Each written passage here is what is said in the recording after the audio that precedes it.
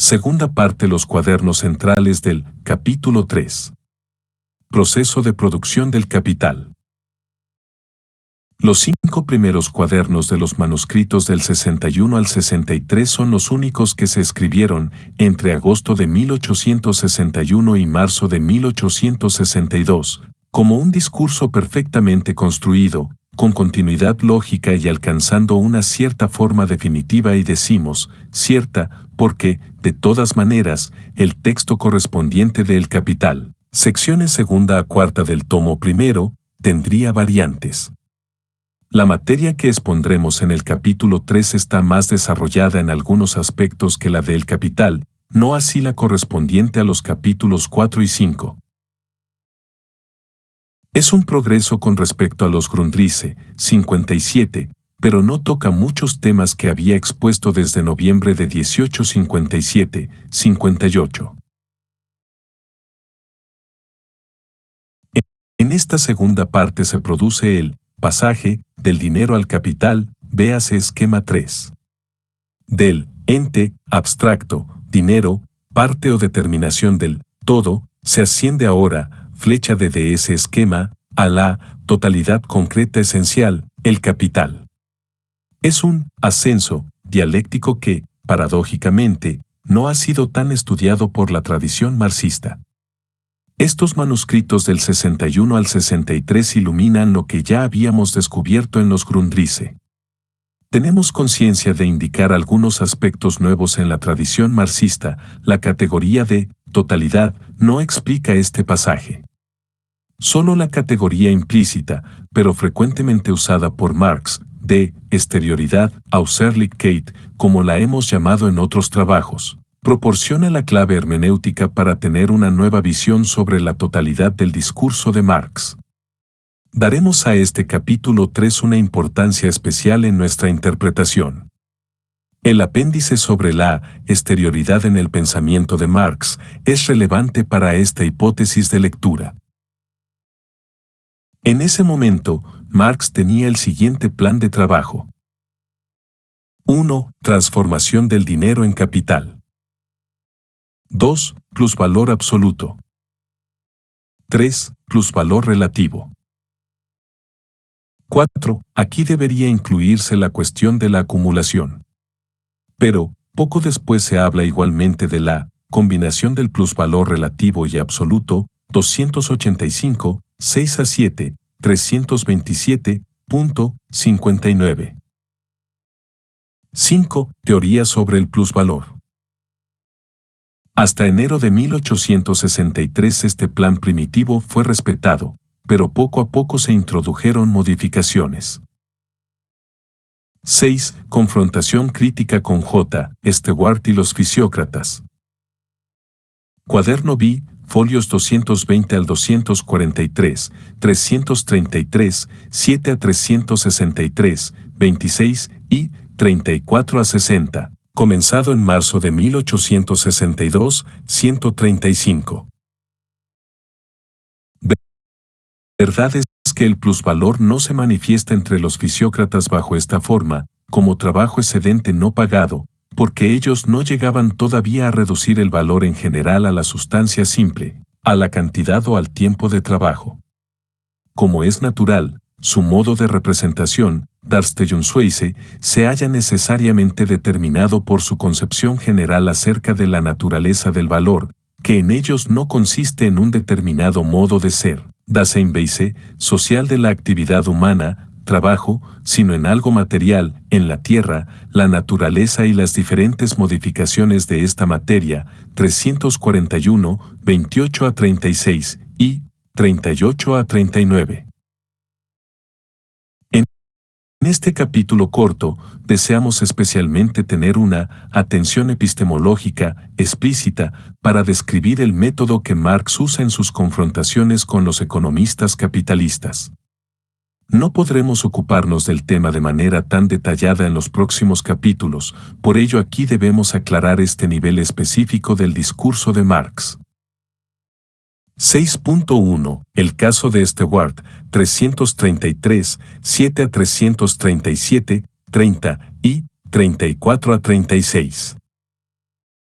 J. Stoyard, al que ya hemos visto antes en estos manuscritos del 61, 63, 136, tiene una concepción, Auffassung, mercantilista en el fondo. Antes de los fisiócratas, el plusvalor, Mehrwert, es decir, la ganancia, profit, bajo la forma de ganancia, se explicaba pura y simplemente a base del intercambio, por la venta de la mercancía en más de su valor. 333, 8 a 10 y 34. Marx comenzó a poner atención en las categorías que usó Stoyard y descubrió la estructura fundamental de su paradigma. El más valor que se alcanza en la venta, upon alienation, es ganancia, pero de ninguna manera es el plusvalor, tal como Marx lo ha definido en los primeros cuadernos de estos manuscritos del 61 al 63. Para Stoyard, plusvalor y ganancia son idénticos, son dos nombres con el mismo contenido semántico, en realidad en Stoyard tiene un solo nombre, profit. Existe entonces una ganancia positiva que acrecienta o aumenta la riqueza social, la suma de valores de uso, mayor cantidad de valor, más valor, ganancia, que se produce al desarrollarse la potencia productiva del trabajo, 334, 4-5 y 34. De manera que el valor real para Marx sería el valor del producto o la creación, Schöpfung. De nueva riqueza, 333, 15 y 34 es fruto de una cierta cantidad de trabajo que por término medio puede ejecutar en general un obrero del país, 334, 31 a 33 y 35. Esta relación entre trabajo-valor es justa, pero Stoyard no se pregunta él.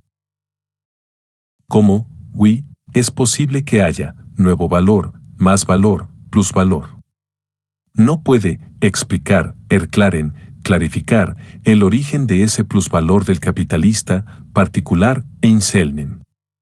Pero la cuestión realmente esencial, que es lo que interesa a Marx, se sitúa después de estas distinciones categoriales.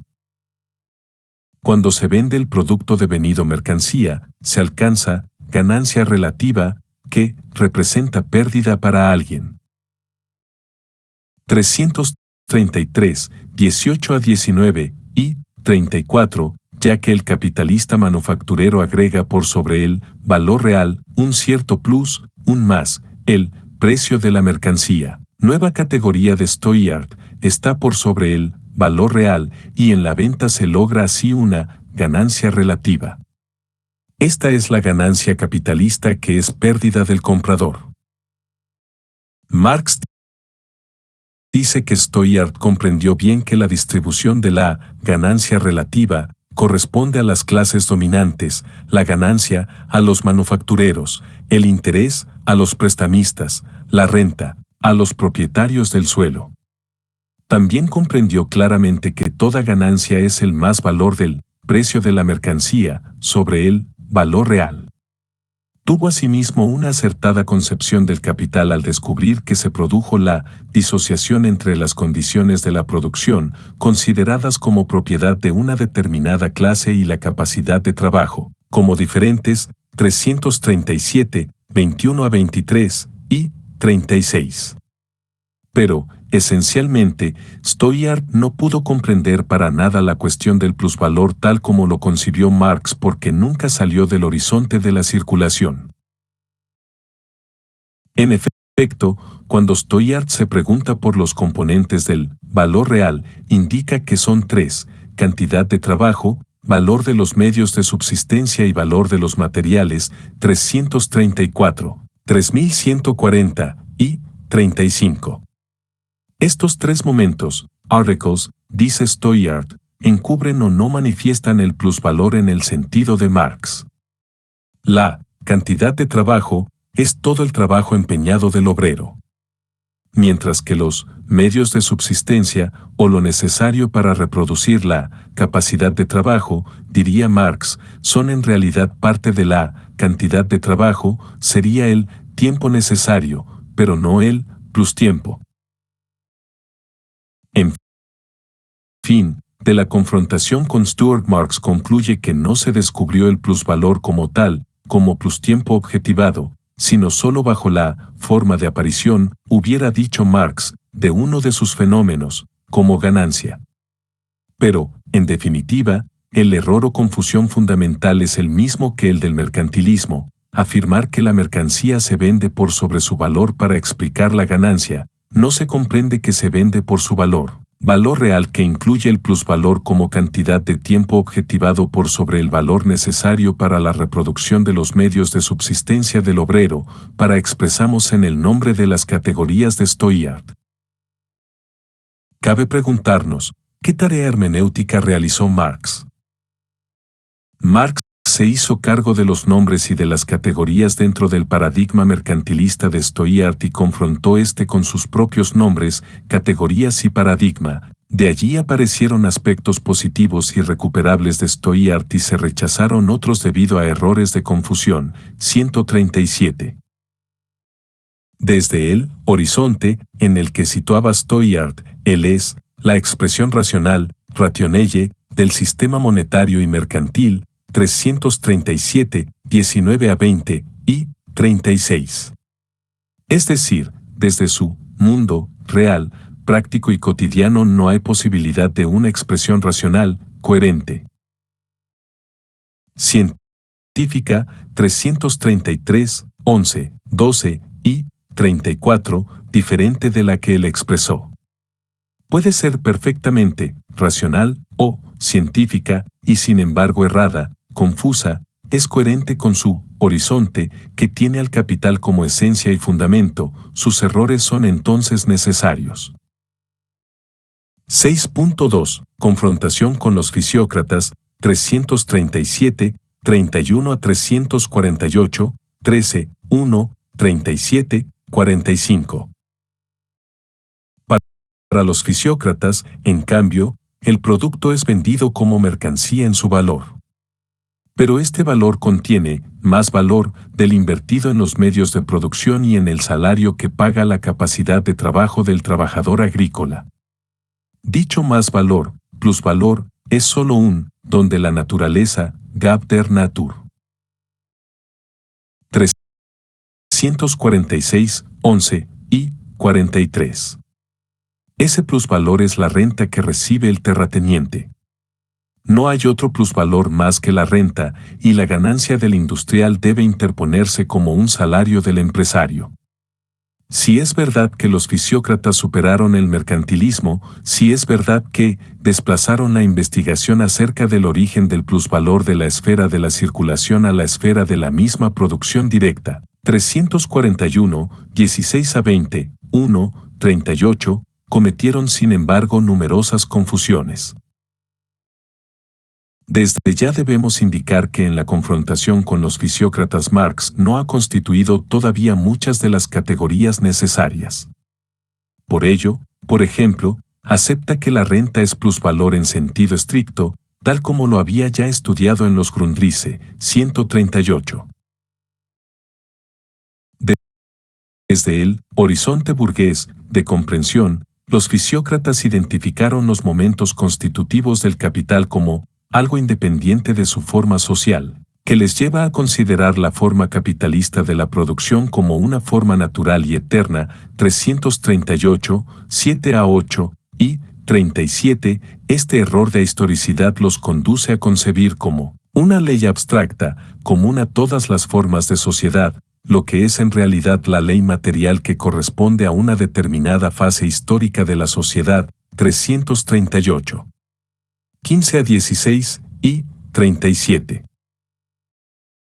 Los fisiócratas advirtieron adecuadamente que la capacidad de trabajo, como mercancía del trabajador, enfrenta a las condiciones de trabajo constituidas en sí como capital, que el valor de la capacidad de trabajo equivale al tiempo de trabajo que se requiere para producir los medios de vida necesarios, 338, 3334 y 38.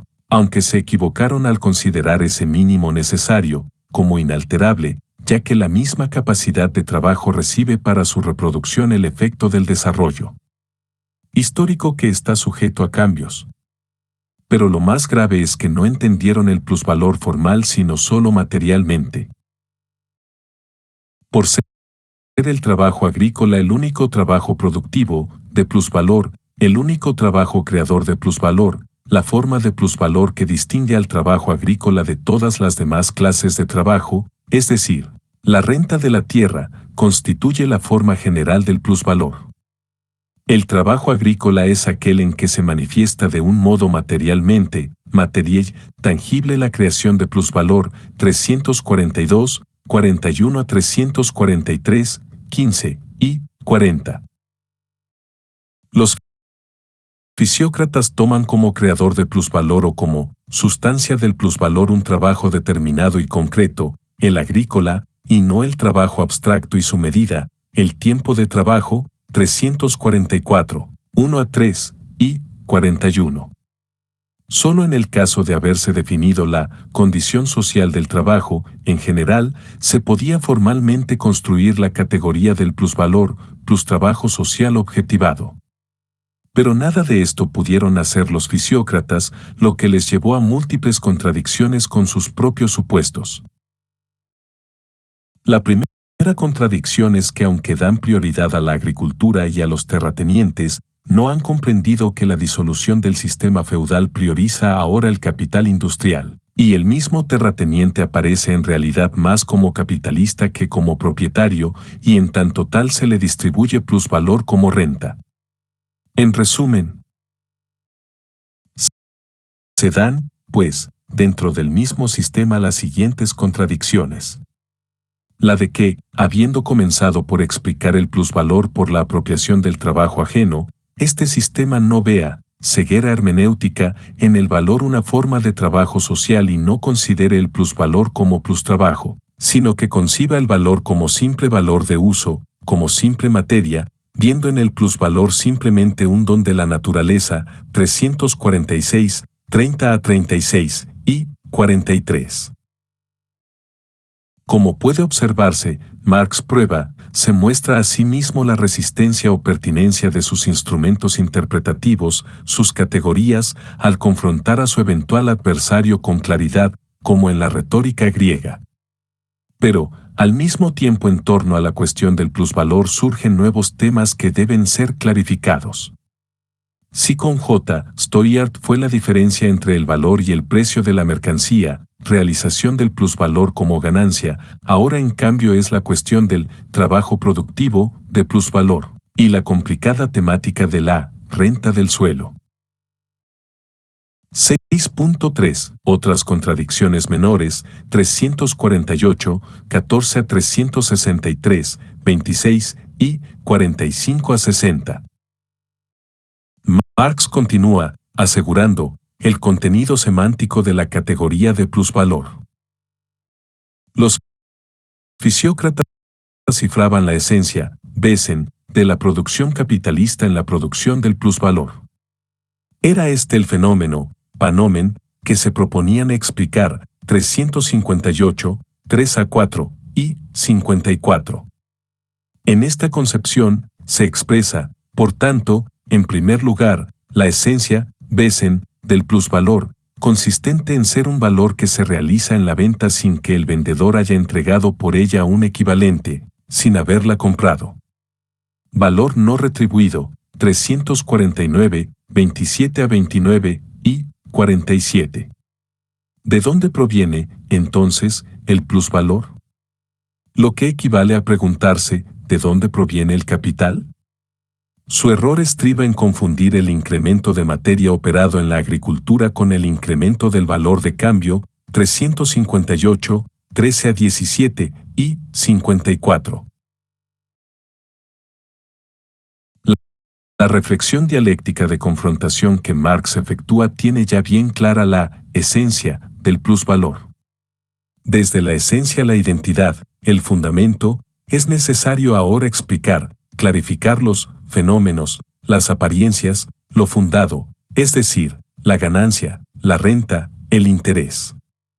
Pero no a la inversa. Además, si se equivocan en la esencia misma, confundiendo semánticamente el contenido formal del plusvalor con un posible fenómeno material, como el valor de uso, todo el resto es cerrado y confuso. En primer lugar, François Queneau, 1694 a 1774, en su Annales du tableau économique, París, 1846, dividió a la sociedad en tres clases: la clase productiva, agricultural laborers, la clase de los terratenientes y la clase estéril, 348, 17 a 18, y 45. Para este médico y economista francés, solo los trabajadores agrícolas son la clase creadora de plusvalor. El plusvalor no aparece en el precio de la mercancía, ya que es vendida en su valor. Cuando el trabajo del agricultor produce por encima de la que le hace falta para cubrir sus necesidades, puede destinar este excedente que la naturaleza le confiere como un regalo, a comprar el trabajo de otros miembros de la sociedad. Al venderle su trabajo, estos se limitan a obtener su sustento. El agricultor, en cambio, adquiere además de este una riqueza independiente y disponible que no ha comprado y puede vender. 349, 19 a 24 y 46. Queneau plantea entonces a la perfección la cuestión, pero no deduce sus últimas consecuencias. Enfrenta adecuadamente el capital y el trabajo asalariado en la agricultura, descubre el origen y el cómo del plusvalor, pero no comprende que el regalo de la naturaleza tiene como destinatario al propietario del trabajo, el trabajador, y no el propietario del suelo, el capitalista. La apropiación, sin equivalente, de trabajo ajeno, 351, 9 a 10, y 48, no es formalmente descubierta por Queneau, define el fenómeno pero desconoce su esencia fundamental. Ha realizado explícitamente la descripción de la apariencia, pero no la ha religado a la esencia. Sabe que el más valor no ha sido pagado, pero su gratuidad la atribuye a la naturaleza, y no a la coacción violenta de una relación social, es decir, se deriva este plusvalor de la naturaleza y no de la sociedad, de las relaciones con la tierra y no del intercambio. 346, 39 a 40 y 44. Aquí puede comprenderse el estatuto ético del discurso de Marx. Si por ético se entiende las relaciones entre personas, la relación práctica, la praxis, y no la relación productiva o poética, persona-tierra. De la misma manera, Anne R. J. Turgot, 1727 a 1781, en su obra Réflexions sur la formation et la distribution des richesses, París, 1844, concluye que la renta del suelo es el único plusvalor. 353, 18 y 51, y esta pertenece con derecho al propietario porque ha avanzado las condiciones objetivas de trabajo, las herramientas, materia prima como semillas, etc. Ferdinando Pauletti, 1717 a 1801, en su trabajo I verimezzi de render felici le società, Milán, 1804, recae siempre en la confusión del valor con la materia. 353, 29 a 30 y 51, y por ello la industria no crea nada, es decir, la economía política presupone y tiene como objeto de investigación la producción material y real, que se da exclusivamente en la agricultura. Este materialismo economicista fue rechazado claramente por Marx, aunque un cierto productivismo del socialismo real lo reimplantó. El mismo Adam Smith cae en un fisiocratismo al escribir que, en la manufactura la naturaleza no hace nada, todo lo hace el hombre. 354, 30 y 52. Por ello, Smith considera la ganancia del capitalista como ahorro o privación y entiende siempre la renta de la tierra como fuente exclusiva de la acumulación, como su verdadera fuente económica y, por así decirlo, legítima. 357, 1314 y 53. su parte, Jerome Blanqui, 1798 a 1854, en su obra Histoire de l'Économie politique, Bruselas, 1839, explica que para los fisiócratas el más valor que daba la agricultura se denominaba el producto neto que se apropiaba el terrateniente. Germain Garny, 1754 a 1821, traductor de Asmed, enseña por su parte que en el caso de las manufacturas hay que aplicar la doctrina mercantilista. En realidad afirma que se venden los productos por sobre su valor, y por ello descubre que la ganancia por ahorro, sugerencia de Smed, es en realidad fisiocrática. De todas maneras, el fisiocratismo se fue inclinando a concebir la explotación agrícola de manera capitalista y como gran agricultura, con mucho capital, instrumentos y grandes extensiones, lo que indicaría el fin del feudalismo. El olfato ético de Marx le hace descubrir en una exclamación de Mercier de la Riviere, 1720 a 1786, en su L'ordre naturel essentiel des sociétés politiques, Londres, 1767, la intuición, anung, del origen del plusvalor, veréis en qué pobreza viven los mismos trabajadores que conocen el arte de convertir 20 centavos en el valor de 1000 táleros. 360, 35 a 37 y 57. Al exaltar de tal manera a la agricultura y al considerar a la renta como el único plusvalor, los fisiócratas cavaron la fosa de los propietarios del suelo. La Revolución Francesa impuso impuestos a los únicos que creaban nuevo valor, confiscaron virtualmente las tierras, las que pasaron a manos del Estado. Theodora H. Schmoltz, 1760 a 1831, en su Économie politique, traducida en París, 1826, repite, vulgarizando, las posiciones fisiocráticas ya alcanzadas. Aparece, sin embargo, el concepto de salario medio, 363, 14 y 59, que establece una relación con el consumo medio necesario del trabajador. Por su parte, Pietro Beri, 1728 a 1797, en Meditación y suya Economía Política, Milán, 1804, comienza la crítica al fisiocratismo indicando que la industria obtiene en el precio que recibe de su producto no solo la reposición de lo que ha consumido, sino algo más, y este algo más es una nueva cantidad de valor creado en la producción anual, 363, 17 a 20 y 60. Como conclusión, podemos dejar expresarse a Marx mismo. Según los mercantilistas, el plusvalor es puramente relativo, lo que el uno gana, lo pierde el otro. Ganancia por venta. Por tanto, dentro de un país, si nos fijamos en el capital total, no se crea plusvalor. Por oposición a esto, la fisiocracia trata de explicar este plusvalor, el producto neto. Y, como se atiene al valor de uso, la única fuente del producto neto es la agricultura, 361, 25 a 35 y 58.